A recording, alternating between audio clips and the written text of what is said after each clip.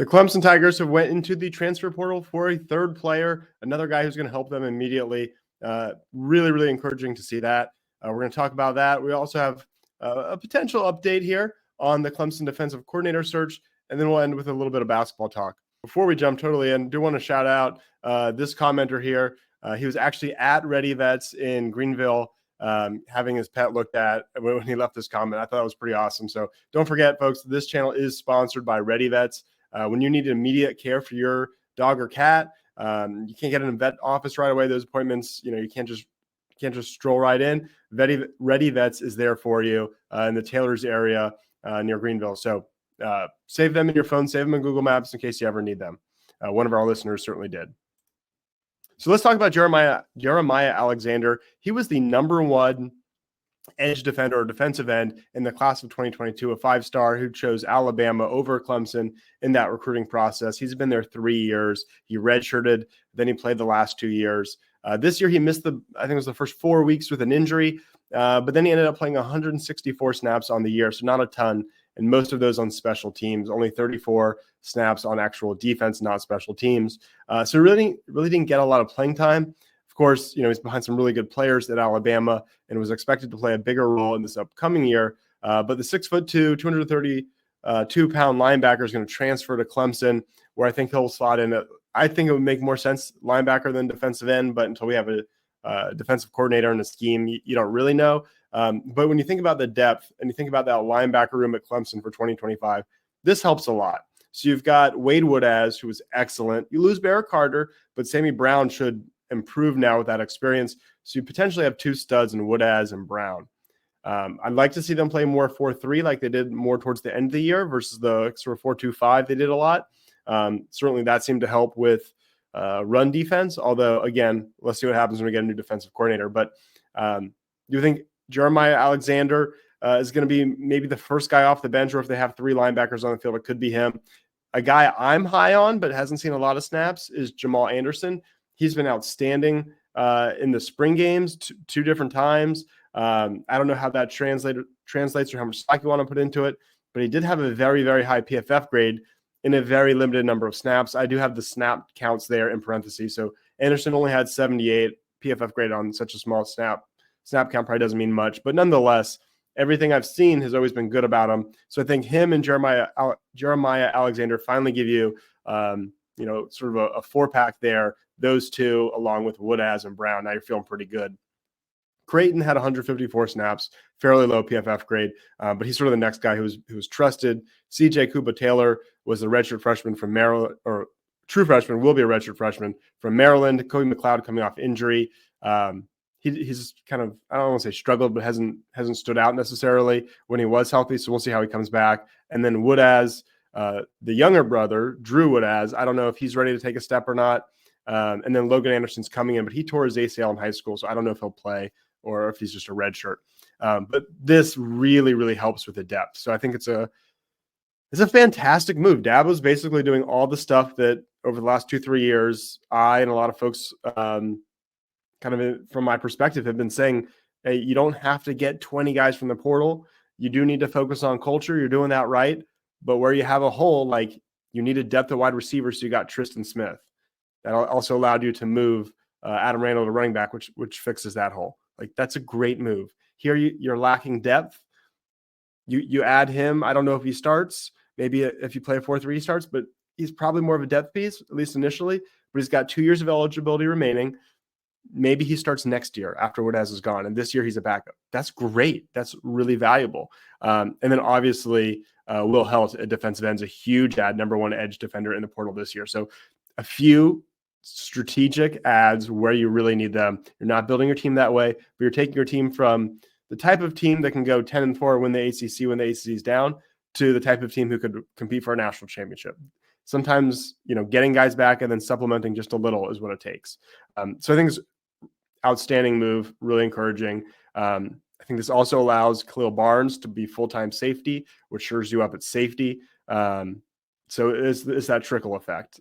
We don't know if the rosters will be at 85 or 105 next season. So, they can't add 10 guys, but I don't necessarily think they need to. Really, really good move here. And then this is just I shared this in a previous video, I think the last video actually, but here's how the PFF grades broke down last year. Wade Woodaz was well above average. Carter, who was actually well above average back when he was a sophomore, but as a senior, he was more closer to average. So he's obviously gone. And then Sammy Brown was averages to almost a little below, particularly in run defense at the beginning of the year. But this is a full year outlook or summary. By the end of the year, Sammy Brown was pretty good. He's really fast. He collects those tackles. It's crazy. He had, I think it was something close to 80 tackles, and he didn't start till the end of the year. So Sammy Brown, I think, is going to be a star with Woodaz. So you can see both of them pretty far into the green next year. And then you've got a little bit more depth now that you've added Jeremiah Alexander, which I think helps a ton. Now let's talk about this interesting tweet by Scott Hamilton of the Post and Courier. According to him, he's saying that Tim Banks, who is the DC at Tennessee, is out. And they had talked, but an offer was not made, but he is out. This is according to Scott Hamilton. And now Notre Dame's Al Golden is a front runner. I considered Al Golden when I was doing my previous breakdown, but I thought it was just unrealistic. I mean, he's at Notre Dame. He's doing great. This would be an incredible ad. Frankly, as good as I think my top candidate would be Jim Leonard, and I think Al Golden would be every bit as good as that. So this is like a 1A, 1B situation with those two guys. Al Golden would be an insane hire. You got to think there's NFL teams that come calling. Tyler Horka, who I'm not super familiar with, but it looks like he's a writer for Notre Dame.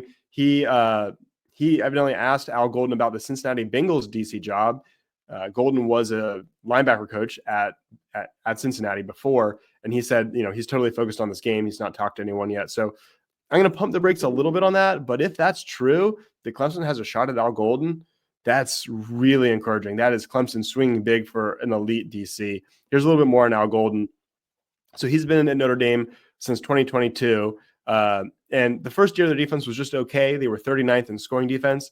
But last year, they were 7th. And this year so far, prior to their game against Penn State, they're 2nd in 2024 in scoring defense. So he's been a big success for them at Notre Dame.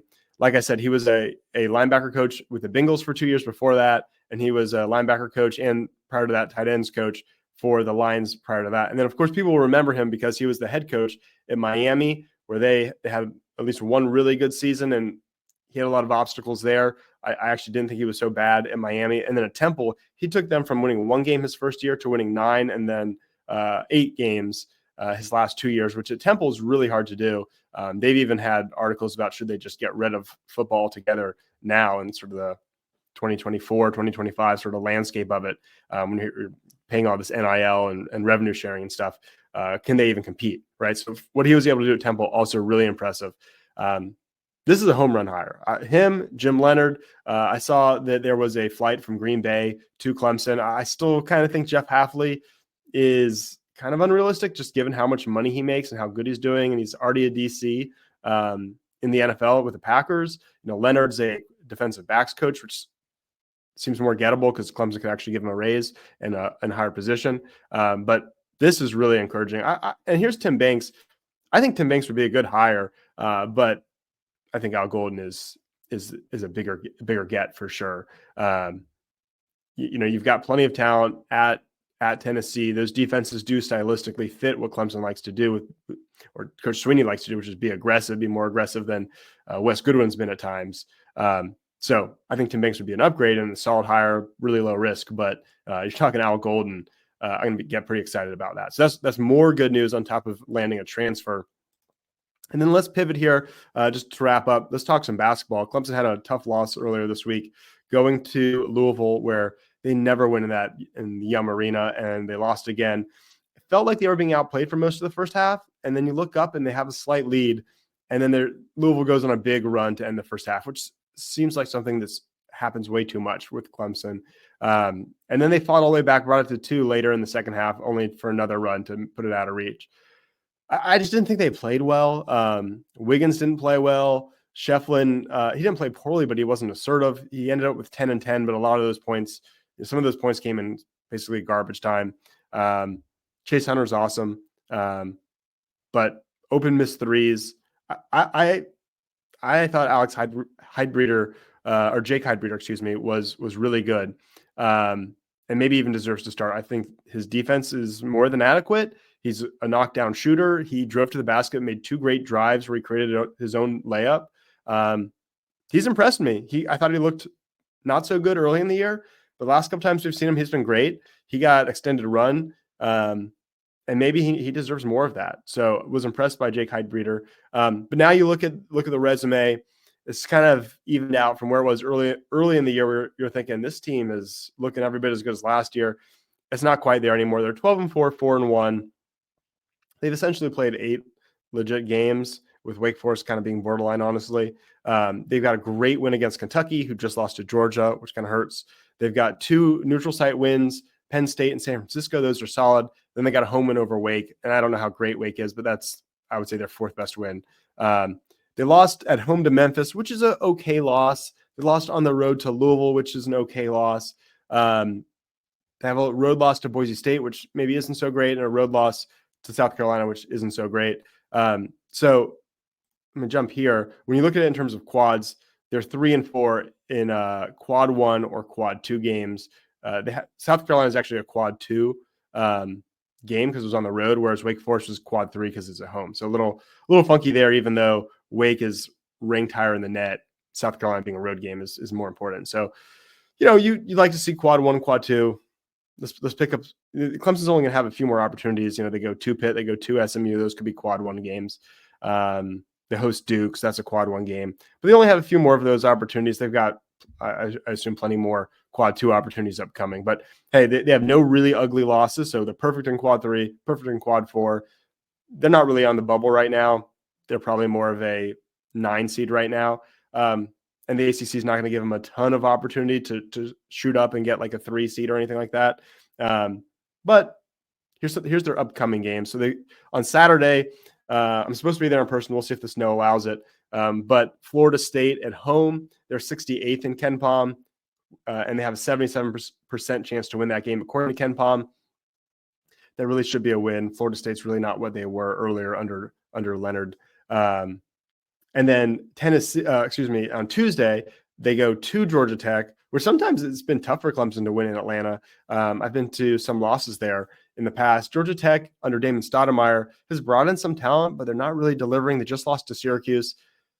Maybe I was wrong about them. I thought they were going to really be a tournament team this year. They're only 102nd in KenPom, and Clemson has a 69% chance to get a road win, which, not super high as a general number, but for an ACC road win doesn't speak highly to Georgia Tech. So not the most impressive there for Tech.